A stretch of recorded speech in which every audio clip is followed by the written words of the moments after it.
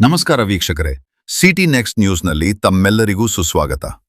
ವಿದ್ಯಾಗಿರಿ ಧಾರವಾಡದ ಜನತೆಯಲ್ಲಿ ಇಂದು ಬೆಳಗ್ಗೆಯಿಂದಲೇ ಭೀತಿ ಆವರಿಸಿದೆ.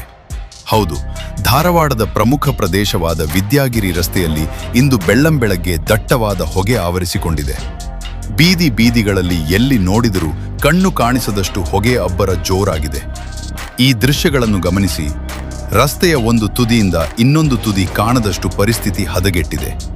ವಾಹನ ಸವಾರರು ದಾರಿ ಕಾಣದೆ ತತ್ತರಿಸುತ್ತಿದ್ದಾರೆ. ಕಣ್ಣು ಉರಿ ಮತ್ತು ಉಸಿರಾಟದ ತೊಂದರೆಯಿಂದ ಜನರು ಹೈರಾಣಾಗಿದ್ದಾರೆ. ವಿದ್ಯಾರ್ಥಿಗಳ ನೆಚ್ಚಿನ ತಾಣವಾಗಿರುವ ವಿದ್ಯಗಿರಿಯಲ್ಲಿ ಈ ರೀತಿ ಏಕಾಏಕಿ ದಟ್ಟವಾದ ಹೊಗೆ ಕಾಣಿಸಿಕೊಂಡಿದ್ದು ಸಾರ್ವಜನಿಕರಲ್ಲಿ ಆತಂಕ ಮೂಡಿಸಿದೆ. ಕಸದ ರಾಶಿಗೆ ಬಿದ್ದ ಬೆಂಕಿಯೋ ಅಥವಾ ಯಾವುದೋ ಅನಾಹುತವೋ ಇನ್ನೂ ಸ್ಪಷ್ಟವಾಗಿಲ್ಲ. ಸದ್ಯಕ್ಕೆ ಈ ಭಾಗದಲ್ಲಿ ಸಂಚರಿಸುವವರು ಎಚ್ಚರಿಕೆಯಿಂದ ಇರಲು ಸೂಚಿಸಲಾಗಿದೆ.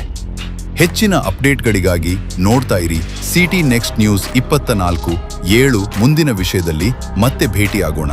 ಧನ್ಯವಾದಗಳು.